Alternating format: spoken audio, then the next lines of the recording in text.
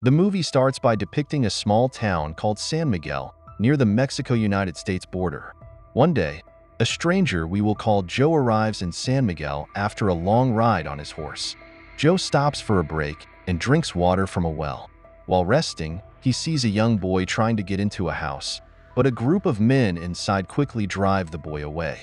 The boy runs back to his father's embrace, who looks worried. Shortly after, the same group of men come and assault the boy's father. Meanwhile, a beautiful woman named Marisol watches from inside the house. Upon hearing the commotion, she looks scared and shuts the window quickly. Joe decides to move on, continuing his ride through the town. He notices that the town is eerily quiet, as the residents seem to hide inside their homes. Joe's presence as a newcomer feels unwelcome, with some people hurling insults and even firing shots to scare him off.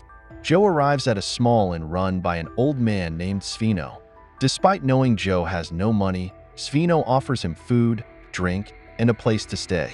Svino explains that many people in the town have died, especially the men, leaving many widows. He also mentions a long-standing feud between Sheriff Baxter's family and the Rojo brothers. Joe meets Pereiro, a coffin maker, and sees an opportunity to make money by working for both sides in the feud. He proves his skills by shooting 4 men who insulted him and orders Pereiro to make coffins for them. Joe meets Don Miguel Rojo and impresses him with his shooting abilities. Don Miguel invites Joe to join his group and offers him a place to stay, but Joe declines and stays with Svino.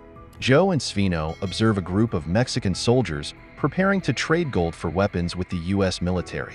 Svino tells Joe about the chest of gold the soldiers are carrying. When Mexican soldiers reach a location close to the river, they encounter a group of U.S. soldiers who unexpectedly slaughter them. It turns out that these U.S. soldiers are actually the Rojo brothers and their gang, who had been pretending to be American troops in order to steal gold. Realizing the opportunity, Joe quickly devises a clever plan to take advantage of the situation. That night, after everyone has departed, he hurries to the site of the massacre and transports 2 bodies of the fallen Mexican soldiers to the cemetery. Instead of giving them a proper burial, he positions the 2 corpses against a gravestone to make it look like they are still alive and resting. Shortly afterward, Joe informs the Rojo brothers that 2 Mexican soldiers somehow survived and are currently at the cemetery. The Rojo brothers are astonished, as they believe they had killed all of the soldiers. Fearing that their crime will be revealed, they rush to the cemetery to finish off the surviving Mexican soldiers. Meanwhile, one of their gang members, Chico, is left to guard the stolen treasure hidden at their ranch. In his scheme, Joe also meets with Sheriff John Baxter and tells him about the Rojo brothers' role in the massacre of the Mexican soldiers, who were known to be carrying a chest of gold at that time. Joe explains that while the Rojo brothers and their crew killed the Mexican soldiers and took the gold, 2 soldiers managed to escape and are now at the cemetery. John is thrilled by this news, believing he finally has a way to dismantle the Rojo brothers' influence in the town. As a result, John immediately heads to the cemetery with his son Antonio, having successfully outwitted both the Rojo brothers and the Baxter family. Joe quietly sneaks into the Rojo brothers' ranch house, where he finds Chico, who is assigned to guard the hidden gold. Joe quickly overpowers him and discovers the treasure that the Rojo brothers had taken from the Mexican soldiers. He intends to steal the gold, but just as he is about to execute his plan, he hears someone entering the house, which puts him on high alert. As the footsteps approach, Joe gets ready to fight, thinking it might be Chico or one of the Rojo brothers' men. To his surprise, it turns out to be Marisol, and in the confusion, Joe accidentally knocks her out with his punch. He remembers that the boy he saw trying to enter the town was Marisol's son, who had been looking for her. Unfortunately, the Rojo brothers' men had scared the boy off because Marisol was being held captive by Ramon Rojo. Realizing this, Joe decides to take Marisol to the Baxter family's home, not wanting her to reveal who he is or jeopardize his plan to set the 2 groups against each other for his personal gain. At the cemetery, a gunfight erupted between the Rojo brothers and the Baxter family. During the chaos, Ramon killed the 2 dead Mexican soldiers that Joe had placed there.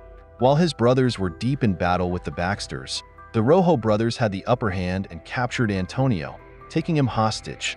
However, when they returned to their home, Ramon freaked out upon realizing that Marisol had vanished without a trace. He suspected that the Baxter family had taken her, and his fears were confirmed when they proposed to return Marisol in exchange for Antonio the next day.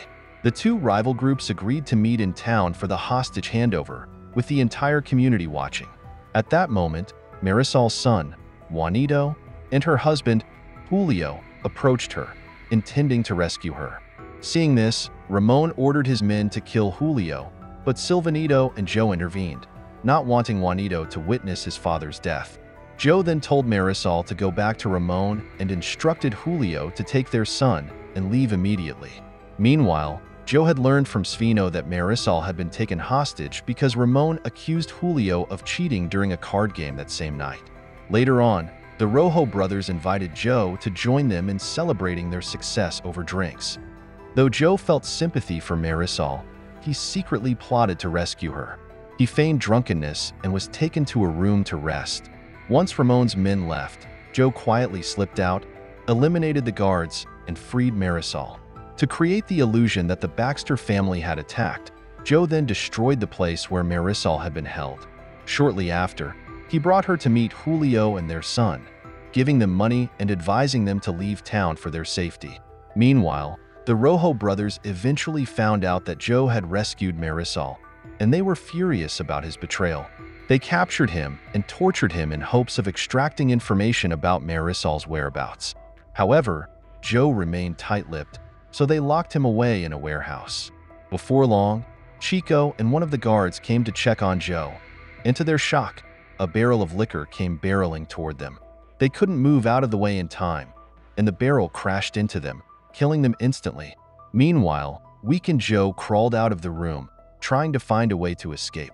Hearing the noise, Ramon and his men rushed to investigate, only to discover that Joe had fled, though he was actually hiding near the door.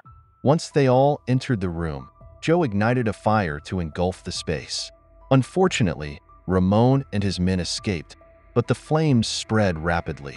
Ramon commanded everyone to put out the fire while he and his men headed to Silvano's place, aware that Silvano was a friend of Joe's.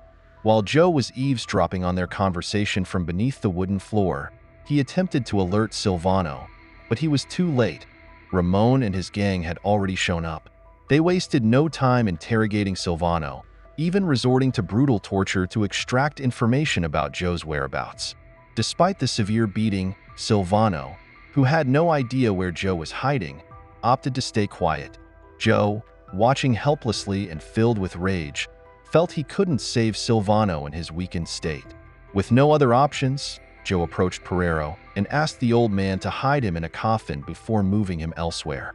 Shortly thereafter, the Rojo brothers, suspecting that Joe had taken refuge with the Baxter family, set their home ablaze. Tragically, they also callously killed the Baxter family members, even after they had surrendered. While Joe remained concealed in the coffin, he bore witness to the Rojo brothers' brutality as they mercilessly slaughtered their foes, including an unarmed woman. The next day, Joe was discovered hiding in an abandoned mine, where he worked on recovering his strength and honing his shooting skills in preparation for revenge against the Rojo brothers. He fashioned a steel plate and tested its durability to see if it could withstand gunfire, intending to use it as protection in his confrontation with Ramon Rojo, who was known for his long rifle and deadly aim. Soon after, Pereiro visited Joe, informing him that the Rojo brothers had captured Silvano and were torturing him repeatedly in efforts to uncover Joe's location. But Silvano had remained silent to safeguard Joe. Upon hearing this, Joe resolved to return to town immediately to rescue Silvano. When Joe got to the scene, he saw that Ramon and his gang had hung Silvano and were torturing him. Ramon, who had been expecting Joe to show up so he could kill him, shot at Joe, knocking him down. Ramon believed he had eliminated Joe, but to his surprise, Joe jumped back up as if the bullet hadn't harmed him. This shocked Ramon, who fired again. But Joe stood his ground and even dared Ramon to shoot him in the heart while walking slowly towards Silvano. Frustrated, Ramon fired multiple times until he ran out of bullets, yet Joe remained unscathed. Realizing that Ramon was out of ammunition, Joe revealed the steel plate he had concealed under his poncho. After showing his hidden protection, Joe quickly shot the men standing behind Ramon, killing them. He then used his last bullet to free Silvano. Joe challenged Ramon to reload his rifle faster than he could reload his revolver, but Ramon lost the duel, and Joe swiftly shot and killed him. Unbeknownst to Joe, Esteban Rojo was hiding in a nearby building, preparing to take him out with his rifle. Fortunately, Silvano spotted this and expertly shot and killed Esteban before he could fire.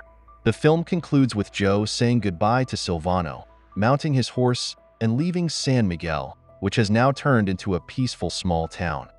Don't forget to subscribe and turn on the notification bell if you want to watch more videos like this. Thank you for watching, and see you again soon. Take care.